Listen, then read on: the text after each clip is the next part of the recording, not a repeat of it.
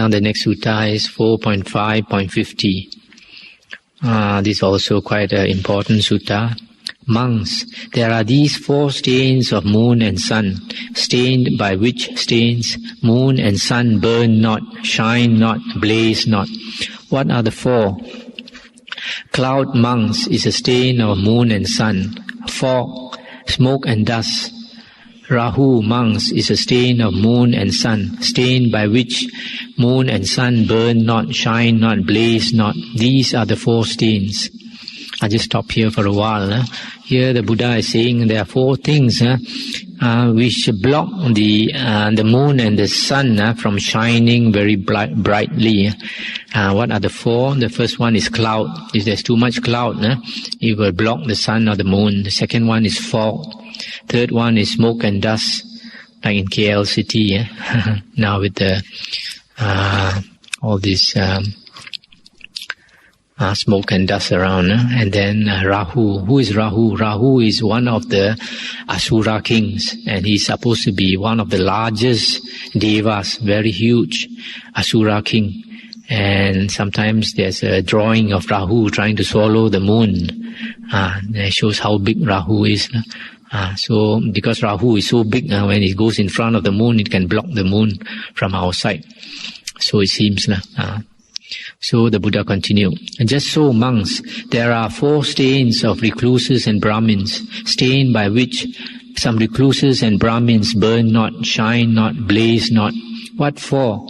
Monks, there are some recluses and Brahmins who drink fermented liquor, who drink liquor distilled, who abstain not from liquor fermented and distilled. This, monks, is the first fault of recluses and Brahmins, stained by which some recluses and Brahmins burn not, shine not, blaze not. Monks, there are some recluses and Brahmins who are given to things sexual, who abstain not from things sexual. This, monks, is the second stain of recluses and Brahmins, stained by which some recluses and Brahmins burn not, shine not, blaze not. Monks, there are some recluses and Brahmins who take gold and silver, which is actually money. During the Buddha's time, money was gold and silver. Who take gold and silver, who abstain not from accepting gold and silver. This, monks, is the third stain, stained by which some recluses and Brahmins burn not, shine not, blaze not. Monks, there are some recluses and Brahmins who live by a wrong means of living, who abstain not from a wrong livelihood. This, monks, is the 4th stain of recluses and Brahmins, stained by which some recluses and Brahmins burn not, shine not, blaze not. This is a kind of sutta which is quite critical of certain monks. So it is quite won't be a very popular sutta with some monks. The first one, the Buddha is saying that monks should not take liquor, should not take fermented liquor. There are some monks who use the excuse that liquor is like a medicine, and they take liquor, and this because of that they will stain their monkhood. They would not be a proper monk. They would not blaze and shine like the sun and the moon. And the second one is to indulge in sexual intercourse. Some monks they do this kind of thing secretly, and so they are basically no more a monk, because this is one of those things which constitute the major precept, the most heavy offense for a monk to engage in sexual intercourse. Makes a monk no more a monk, even though he wears the robe. The third one is not one of the major precepts, accepting money, but the Buddha did not want monks to accept money because it gives a very bad impression. And then because if monks accept money nowadays, what happens is there's a lot of false fake monks. They go to the marketplace, they stand around wearing the robe and trying to collect money instead of trying to collect food. And sometimes they even come out at night. You hear them going to Pasar Malam, those night stalls, and trying to collect money. So it is all because some monks accept money directly. So it is not a good practice. It is the Buddha advised monks not to accept money directly, so this precept against money is not considered a major precept, because sometimes when a monk has to travel outstation, sometimes he has no choice but to carry some money if he goes overseas. So, coming back to this precept against money, the precept against money, the main point that the Buddha does not like, the reason why Buddha does not want monks to, not so much to accept money, but to use money. Because if a monk uses money to buy the things that he wants to buy, then the Buddha says he can indulge in the sense pleasures. He can buy things which he wants to use to enjoy. So that is the main precept. It's not so much that a monk cannot touch money, because it is allowed in the Vinaya for a monk to touch money sometimes when it is necessary. For example, if lay people come to the monastery and they drop some money, it is allowed for a monk to pick up the money and put it in a corner so that to give it to the lay person another day. But it is not allowed for a monk to pick up money in the streets. You see some money drop, $10 on the street. It's not allowed for a monk to pick it up. Only inside the monastery or in a lay supporter's house. Suppose he goes to a lay supporter's house for dana, and then after that the lay supporter has to go out. So the lay supporter maybe left a ring on the table or something, and then the monk is afraid somebody may come and pick up this ring. It's allowed for the monk to take up that ring, a gold ring or money or whatever, and put it aside, safekeeping, to return it to the lay supporter. So, as I said, it is not a major precept, so sometimes monks relax the rule when they think that it's necessary. For example, if a monk travels overseas, he might have to pay airport tax, so it's necessary to carry some money with him. But if the monk were to go around the shops shopping like a lay person, it creates a very bad image to the public. Because especially you see, people have a lot of respect for Theravada monks generally, because the Theravada monks are more strict with the Vinaya, and people bow down to a monk because the monk upholds the precept. So that's why it is stated somewhere that the Vinaya is the lifeblood of the Sasana. Without the precepts, the sasana cannot survive long. So then the last one is wrong livelihood. Wrong livelihood for a monk means to get a living through wrong means. For example, to engage in fortune telling, to make predictions, to go and do feng shui, this geomancy. Can tell a lay person how to arrange the house, where to put the door, and how to alter the door, and all these things. And even to act as a doctor, is not allowed for a monk unless it is to close supporters. Supporters who have faith in the monk, because if a monk were to act like a doctor, sometimes something might go wrong. And if people don't have enough faith in that monk, then they will spread a lot of bad things about the monk, which in turn affects the sasana, affects the religion. That's why the Buddha said generally monks are not allowed to act as doctors also. You notice in the suttas that the Buddha, even though he had psychic power, he did not go around healing people. He did not go around raising the dead. Because he understood that things work according to karma. And unless you understand the working of karma, there's no point to obstruct karma. Even if you are able to obstruct karma for a time, for a short time, karma has to work its way. You have to pay for the karma. If not now, another time.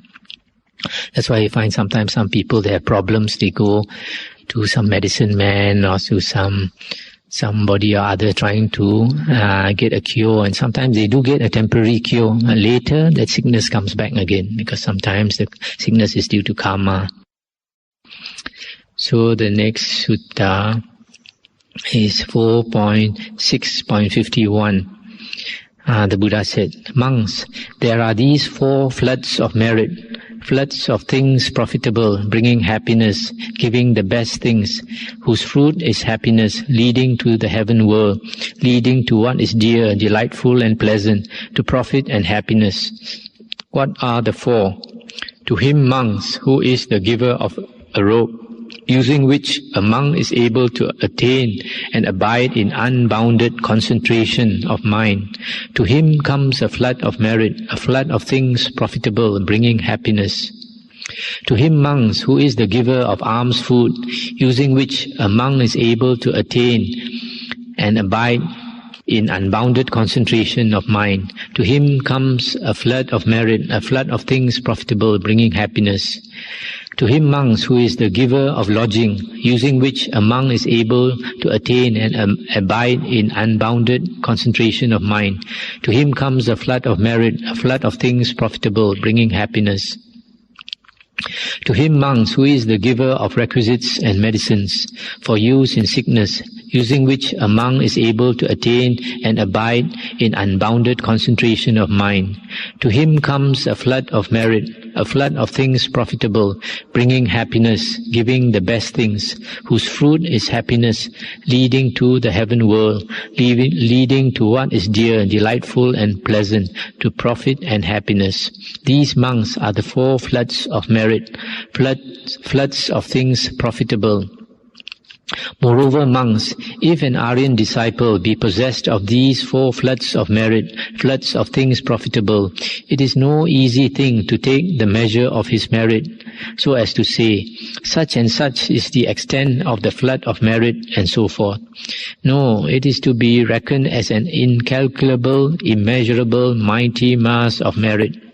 Just as monks, it is no easy thing to take the measure of the water in the mighty ocean, so as to say, so many gallons of water, so many hundreds, so many thousands, so many hundreds of thousands of gallons of water. No, it is to be reckoned as an incalculable, immeasurable, mighty mass of merit. So in this sutta, the Buddha is saying, if you give the requisites to a monk, and the monk uses the requisite so that he can practice, and he attains unbounded concentration of mind, and then you as a supporter will get a flood of merit which is so great that it is immeasurable. How is it the Buddha is talking about a monk getting unbounded concentration of mind? Why doesn't the Buddha say wisdom? Because unbounded concentration of mind leads to wisdom. That is what is implied here. The Buddha is not saying that a person gets wisdom straight away, because the precondition for wisdom is unbounded concentration, deep concentration of mind. That's why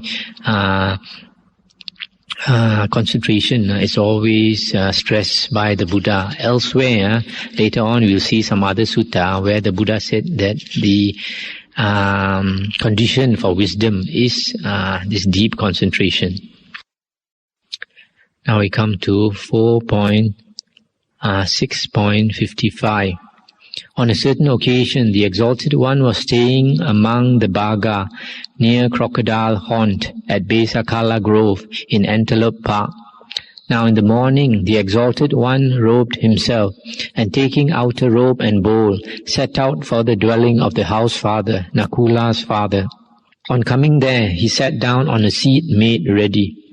Then the house father, Nakula's father, and the housewife, Nakula's mother, came to see the Exalted One, and on coming to him paid homage, and sat down at one side. So seated, the house father, Nakula's father, said this to the Exalted One. Lord, ever since the housewife, Nakula's mother, Nakula Mata, was brought home to me when a mere lad, she being then a mere girl, I am not conscious of having transgressed against her, even in thought, much less in person. Lord, we do desire to behold each other, not only in this very life, but also in the life to come. Then the housewife, Nakula Mata, said this to the Exalted One. Lord, ever since I, a mere girl, was led home to the house father, Nakula Pita, when I was a mere lad, I am not conscious of having transgressed against him, even in thought, much less in person. Lord, we do desire to behold each other, not only in this very life, but also in the life to come. Then the Buddha said, Herein, householders, if both wife and husband desire to behold each other, both in this very life and in the life to come, and both are matched in faith, matched in virtue, matched in generosity, matched in wisdom, then do they behold each other in this very life and in the life to come.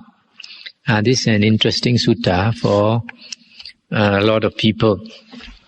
These two persons, Nakula Mata and Nakula Pita, they were supposed to have been the Buddha's parents for many, many lifetimes in the past.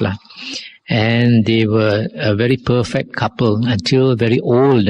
They were still very much in love with each other. And they say that even from the moment they saw each other, beheld each other until very late in life, they never thought anything bad against the other person, never had any anger against the other. So they wanted to meet again in the next life. And the Buddha said, if you want to meet each other in the next life, you both must have the same, four things must be the same. First one is faith. Second one is virtue. Third is generosity. Fourth is wisdom. In other words, you have the same faith, you have the same beliefs, the same religion. The second one, you are equally matched in virtue. That means you are equally virtuous or equally evil. Third one is generosity. You are equally generous or equally selfish. And then the fourth one is wisdom, equally wise or equally foolish. Then with these four qualities, you'll meet again and again. So from here, you can imagine if you want the members of your family, if you love them, you want them to meet, to be with you again, you must teach them to have these four things, the same with you. So if you want to meet your children, you must teach them to follow the same religion, to have the same faith in the Buddha, Dhamma and Sangha, and then to be as virtuous as you, to keep the precepts just like you, to be generous just like you, and to have wisdom just like you. So it is important, as this sutta shows, that if we love those people we love, we must teach them to walk the same path as us, and then we can meet them again and again. Then the next sutta is 4.6.57. On a certain occasion, the Exalted One was staying among the Kolians at a township of the Kolians called Sajanela. Then the Exalted One in the morning, robing himself and taking outer robe and bowl, approached the dwelling of Supavasa of the Kolians, and on reaching it sat down on a seat made ready. Then Supavasa of the Kolians, with her own hand, satisfied and served the Exalted One with choice food, both hard and soft. On seeing that the Exalted One had eaten his fill and had washed both hand and bowl, Supavasa of the Kolians sat down at one side. As she sat thus, the Exalted One said this to Supavasa of the Kolians. Supavasa, the Aryan woman disciple who gives food, gives four things to the receiver thereof. What for? She gives life, she gives beauty, she gives happiness, she gives strength. Moreover, giving life, she is a partaker of life, be it deva or human. Giving beauty, she is a partaker of beauty, be it deva or human. Giving happiness, giving strength, she is a partaker of it, be it as deva or human. Yes, Upavasa, the Aryan woman disciple who gives food, gives these four things to the receiver thereof. This short sutta can see that during the Buddha's time, after the lay people gave a meal to the monks, generally they gave a very short talk. Like in this, the Buddha only said a few lines, and as thanksgiving. And later, maybe perhaps, for a monk to give a short discourse every time he has a meal, after some time he runs out of ideas what to talk. So from there, it's understandable how later monks started chanting. Because chanting will be easier. You chant the same chant again and again every day, instead of having to think of something to talk. And then these four qualities, if we give food to the monk, the Buddha said we give four things. The first one is life. These four things in Pali is called Ayu, Vano, Sukhang, Balang. Sometimes you hear us do the chant. You can hear us chant Ayu, Vano, Sukhang, Balang. Ayu is life. Because when you give food to a monk, it sustains his life, so he can live longer. Second one, it gives beauty, because when he has food, especially good food, the body looks better. The body is more beautiful looking. And then the third one is happiness. You give food to a monk, he's happy. And then the fourth one, it gives him strength. The body, he takes some good food and the body becomes strong. So in the same way, the Buddha said, when you give these four things to a monk, you also will receive it.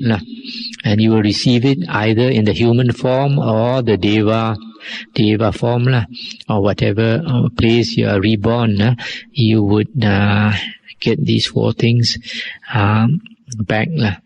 So whenever we give food, these four things we give, and so it comes back to us very naturally. Now the next sutta is 4.6.60. Now the house father, Anathapindika, came to visit the Exalted One, paid respect, etc. As he sat at one side, the Exalted One said this to him: House father, possessed of four things, the Aryan disciple has entered on the householder's path of duty, a path which brings good repute and leads to the heaven world. What are the four? Herein, house father, the Aryan disciple waits upon the order of monks, the Sangha of monks. He waits upon the Sangha of monks with the offer of a robe, alms, food, lodging, requisites, and medicines for use in sickness. These are the four things. Here the Buddha is saying that a Buddhist disciple has a householder's duty to look after the monk and supply the monk with the four requisites. The first one is a robe, second one is alms, food, third one is lodging, and the fourth one is requisites and medicine for use in sickness. So if a lay person serves the Sangha, waits upon the Sangha with these four things, he is doing his or her duty, and he will get the reward. The Buddha said, a path which brings good repute and leads to the heaven world. So if you do this householder's duty to the Sangha, it will bring a lot of merit, especially if you are virtuous and the monk is virtuous also. Now the next sutta is 4.7.61. Now the house father Anathapindika came to visit the Exalted One. As he sat at one side, the Exalted One said this to him: House father, there are these four conditions, which are desirable, dear, delightful, hard to win in the world. What for? The wish, oh, may wealth by lawful means come to me. This is the first condition. Wealth being gotten by lawful means, may good reputation attend me along with my kinsmen and teachers. This is the second condition. Wealth being gotten by lawful means and good reputation being gotten by me along with my kinsmen and teachers, may I live long and reach a great age. This is the third condition. Then wealth being gotten and good reputation and long life when body breaks up, when body breaks up on the other side of death, may I attain the happy born, the heaven world. This is the fourth condition. These, house father, are the four conditions which is desirable, dear, delightful, hard to win in the world. I'll just stop here for a while. These are the four things that lay people normally like, they wish for. The first one, that you may get a lot of wealth by lawful means. Not by unlawful means, because that will entail a lot of problems later, but to get a lot of wealth by lawful means. The second one, may you wish that you would have a good reputation. The third one, may you live long. The fourth one, may you have a good rebirth. These are the four things that most people normally like. And then the Buddha said, now, house father, to the winning of these four conditions, four other conditions conduce. What four? Perfection of faith, perfection of virtue, perfection of generosity, and perfection of wisdom. And what, house father, is the perfection of faith? Herein the Aryan disciple is faithful. He has faith in the enlightenment of the Tathagata thus. He it is, exalted one, Arhan, Sammasambuddha, and so forth. A Buddha is the exalted one. This house father is called perfection of faith. And what is perfection of virtue? Herein the Aryan disciple abstains from killing, from stealing, from committing adultery, from lying, from drinking fermented liquor, which causes sloth. This is called perfection of virtue. And what is perfection of generosity? Herein the Aryan disciple lives at home with heart free from the taint of stinginess. He is open-handed, pure-handed, delighting in self-surrender, one to ask a favor from, who delights in dispensing charitable gifts. This house father is called perfection of generosity. And what is perfection of wisdom? House father, living with his heart overcome by coveting and wrongful desire, one does what he should not, fails to do what he should. So doing, so failing to do, he falls from good report and happiness. Living with his heart overcome by malice, by sloth and torpor, by restlessness and worry, by doubt and wavering, he does what he should not, fails to do what he should. So doing, so failing to do, he falls from good report and happiness. Now, house father, that Aryan disciple, knowing coveting and wrong desire to be a defilement of the mind, casts out the mind's defilement of coveting and wrong desire, casts out the mind's defilement of malice, sloth and torpor, restlessness and worry, doubt and wavering. Now, house father, in so far as the Aryan disciple, knowing coveting and the rest to be defilements of the mind, is one who has cast out these defilements, this Aryan disciple is called of great wisdom, of far spread wisdom, of clear range of vision, one perfect in wisdom. These four conditions, house father, conduce to the realization of the before said four conditions which are desirable, dear, delightful, and hard to win in the world. I'll just stop here for a while to recapitulate the four factors. The Buddha said, if we want those earlier things which are desirable, there are four things that we should cultivate. The first one is faith, to have faith in the Buddha. The second one is to have virtue, meaning to keep the precepts, the 5 precepts. Third one is to be generous, one who is open-handed, likes to give. The fourth one is perfection of wisdom. This perfection of wisdom is basically to abandon the 5 hindrances. To abandon the 5 hindrances means to get samadhi. So you see here is very clear that perfection of wisdom is to develop the mind, to have samadhi bhavana, so that the 5 hindrances are abandoned.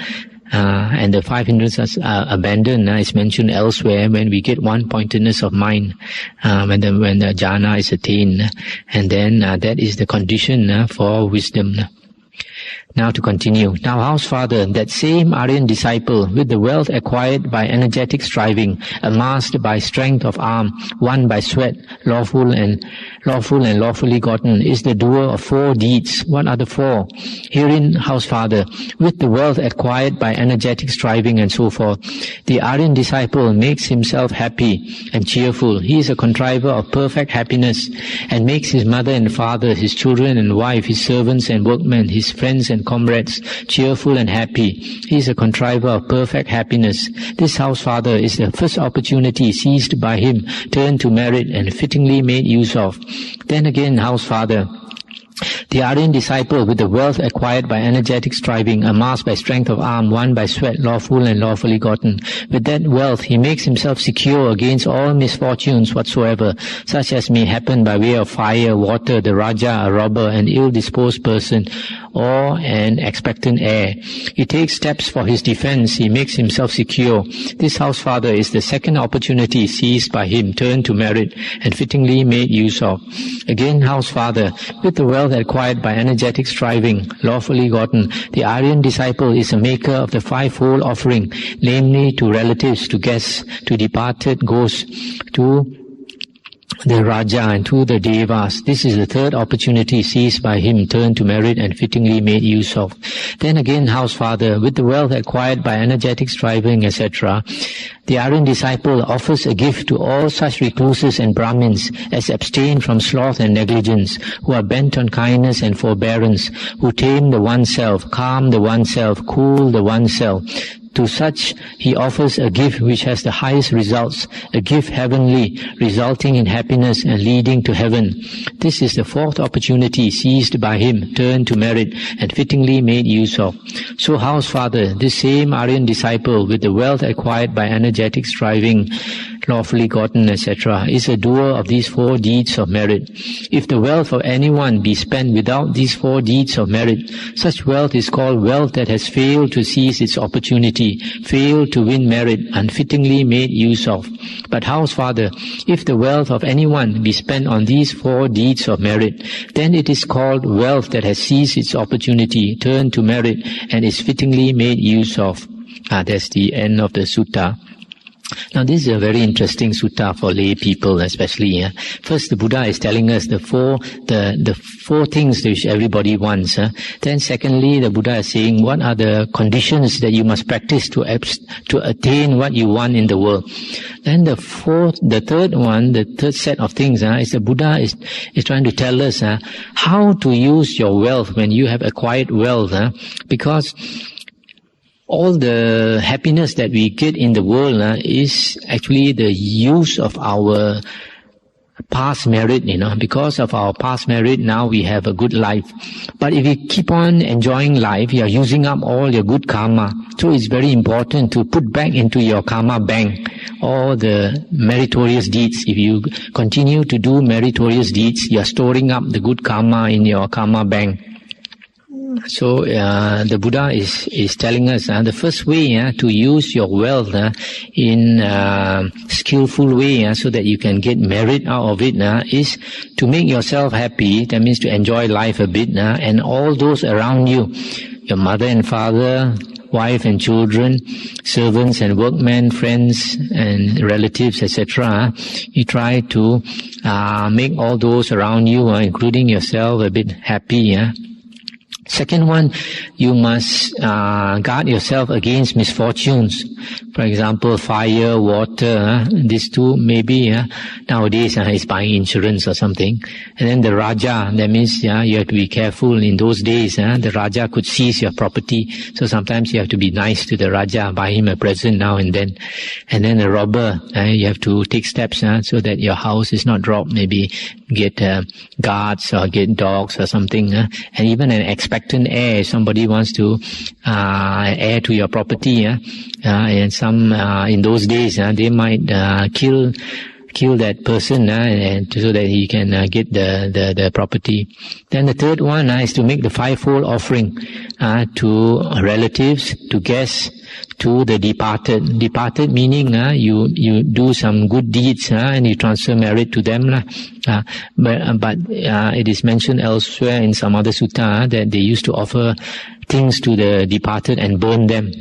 And then to the Raja, you have to offer to the Raja and to the Devas, like offering flowers, incense, etc. So if you do all these things, then you conserve your good karma so that you will have this enjoy the fruits of your good karma again. It is mentioned elsewhere, there's another sutta where the Buddha said, if you want the things desirable in the world, they are not good to be got by prayers and vows. Later when we come to that sutta, I can explain more. So here, it's not by prayers and vows, but cultivating four things, faith, virtue, generosity and wisdom. And then always remember to use your money in a wise way so that it's not wasted. Use it so that you get the benefit of it by way of merit, etc.